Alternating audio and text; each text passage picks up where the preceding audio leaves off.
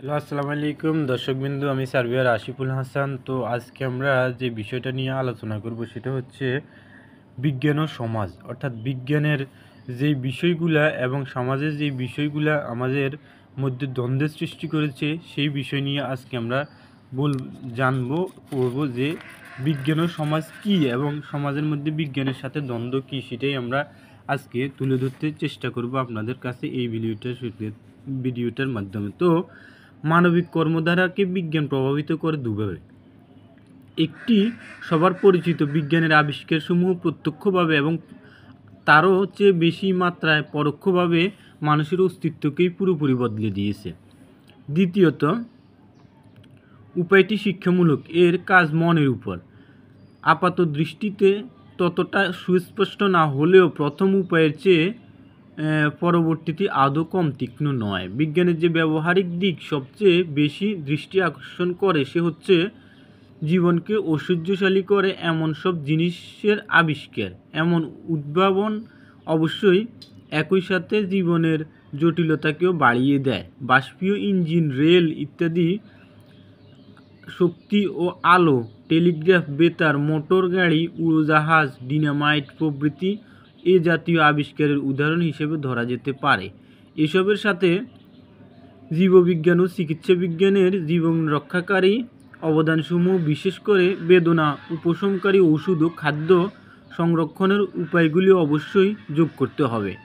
আমার চোখের মানুষের জীবনে এসব আবিষ্কারের সবচেয়ে বড় অবদান হচ্ছে এই যে শুধুমাত্র অস্তিত্ব রক্ষার জন্য একদিন মানুষকে যে কঠোর কায়িক পরিশ্রম করতে হতো তা থেকে সে মুক্তি পেয়েছে। আজ আমরা অনন্ত দাবি করতে পারি যে দাস প্রথার বিলুপ্তি ঘটেছে। এই বিলুপ্তির জন্য আমরা বিজ্ঞানের প্রায়োগিক ভূমিকার কাছে ঋণী। অন্যদিকে প্রযুক্তিবিদ্যা তথা ফলিত বিজ্ঞান মানুষকে ভয়াবহ সব সমস্যার মুখোমুখি করেছে। মানব জাতির অস্তিত্বই নির্ভর করছে এইসব সমস্যার সন্তোষজনক সমাধানের উপর। প্রয়োজন হয়ে পড়েছে এমন সব সামাজিক সংগঠন ও ঐতিহ্য গড়ে তোলা যার অবর্তমানে নতুন যন্ত্রপাতি অনিবার্যভাবে ভয়াবহতম বিপর্যয় ডেকে আনবে। অপরিকল্পিত অর্থনীতিতে উৎপাদন ব্যবস্থার যান্ত্রিকীকরণের ফলাফল হচ্ছে মানবতার এক বড় অংশকেই আর উৎপাদনের কাজে প্রয়োজন হয় না, ফলে তারা অর্থনৈতিক কর্মপ্রবাহ থেকে বিচ্যুত হয়ে পড়ে। এর প্রত্যক্ষ ফলাফল ক্রয় ক্ষমতার হ্রাসপ্রাপ্তি এবং অত্যাধিক প্রতিযোগিতার জন্য শ্রমের মজুরি কমে যায়। এসব আবার পরিণামে উৎপাদন ব্যবস্থাকে পক্ষাঘাতগ্রস্ত করে দেয়, আর সেই পক্ষাঘাতগ্রস্ত হওয়ার মধ্যেকার বিরতি ক্রমশ কমে যায়। অন্যদিকে উৎপাদন যন্ত্রের মালিকানা এক ধরনের শক্তি ধারণ করে যাকে রক্ষা করার এক অসম প্রবণতা আমাদের রাজনৈতিক সংগঠনসমূহে বিদ্যমান। এসব নতুন পরিস্থিতির সাথে অভিযোজিত হওয়ার সংগ্রাম এখন মানুষের সামনে। সমকালীন আমরা যদি এ কাজে আমাদের যোগ্যতা প্রমাণ করতে পারি তাহলে এই সংগ্রাম সত্যিকার মুক্তি এনে দিতে পারে। প্রযুক্তিবিদ্যা দূরত্বকে সংকুচিত করেছে এবং জন্ম দিয়েছে অসাধারণভাবে কার্যকর নতুন সব মরণাস্ত্রের।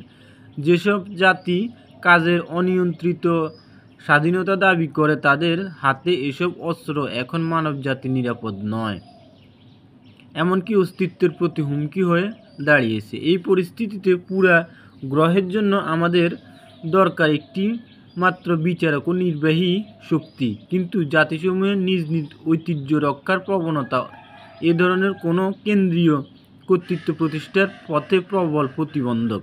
এখানেও আমরা আরেক সংগ্রামে নিয়োজিত, যার ফলাফল আমাদের সবার ভাগ্যে নির্ধারণ করবে। অবশেষে যোগাযোগ মাধ্যমের কথা এসে যায়। মুদ্রণ যন্ত্র ও বেতার আধুনিক অস্ত্রশস্ত্রের সাথে যুক্ত হয়ে দেহ ও মনকে এক কেন্দ্রিক কর্তৃত্বের অধীনস্থ করা সম্ভবপর করে তুলেছে, আর এতেই নিহিত রয়েছে মানুষের তৃতীয় বিপদ। আজকের স্বৈরাচারী শাসকবৃন্দ এবং তাদের অত্যাচার ও উৎপীড়ন সহজেই প্রমাণ করে এসব অবদানকে মানবতার কল্যাণে স্বার্থে ব্যবহার করার জন্য সাংগঠনিক উদ্যোগ নেওয়া থেকে আমরা কতটা পিছিয়ে রয়েছি। এক্ষেত্রে পরিস্থিতির এক আন্তর্জাতিক সমাধান প্রয়োজন, অথচ সে ধরনের কোনো মানসিক ভিত্তি আজও গড়ে ওঠেনি। বিজ্ঞান থেকে যেসব বুদ্ধিবৃত্তিগত ধ্যান ধারণা বিকাশ, সেদিকে এবার দৃষ্টিপাত করা যাক। প্রাক বিজ্ঞান যুগে শুধুমাত্র চিন্তার মাধ্যমে এমন কোনো সিদ্ধান্ত উপনীত হওয়া সম্ভব ছিল না যা সমগ্র মানবতা নিশ্চিত প্রয়োজনীয় বলে গ্রহণ করবে। প্রকৃতিতে যেসব ঘটনা ঘটে তার সবই যে কঠোর নিয়মের অধীন, সে প্রত্যক্ষ আরও কম ছিল। আদিম পর্যবেক্ষকের চোখে প্রাকৃতিক নিয়ম ছিল বিচ্ছিন্ন খণ্ড খণ্ড, যা ভূত প্রেত বিশ্বাস স্থাপনে উৎসাহিত করত। তাই আজও আদিম মানুষ বিশ্বাস করে অপার্থিব দৈব শক্তি তার ভাগ্য নিয়ন্ত্রক।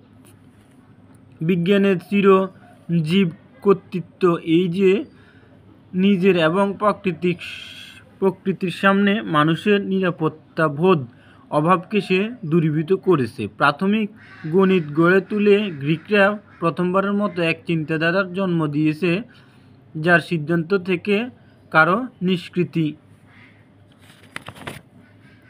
নেই। রেনেসাঁর বিজ্ঞানীরা অতঃপর গণিতিক পদ্ধতির সাথে সুশৃঙ্খল পরীক্ষা নিরীক্ষা সংযোগ সাধনের উপায় উদ্ভাবন করেন। এই সংযোগ সাধন প্রাকৃতিক নিয়ম বিধিবদ্ধ করার কাজকে এত নিখুঁত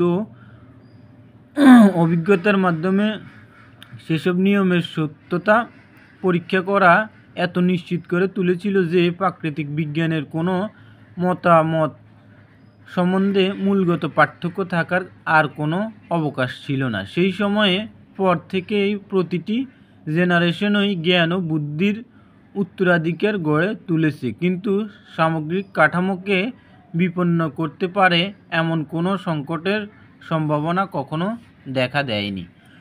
সাধারণ মানুষ বিজ্ঞান গবেষণার খুঁটিনাটি হয়তো সামান্যই অনুধাবন করবে, কিন্তু একটি মহান ও গুরুত্বপূর্ণ অভিজ্ঞান অন্তত সে লাভ করতে পারে, তা হচ্ছে মানুষের চিন্তাশক্তি নির্ভরযোগ্য এবং প্রাকৃতিক নিয়ম বিশ্বজনীন এই আস্থা। তো বন্ধুরা, আমরা আজকে বিজ্ঞান ও সমাজের মধ্যে যে একটা দ্বন্দ্ব, যে সেই সম্পর্কে আমরা একটু আলোচনা করেছি। তো যদি ভিডিওটা ভালো লাগে তাহলে আপনারা বন্ধুদের সাথে শেয়ার করবেন।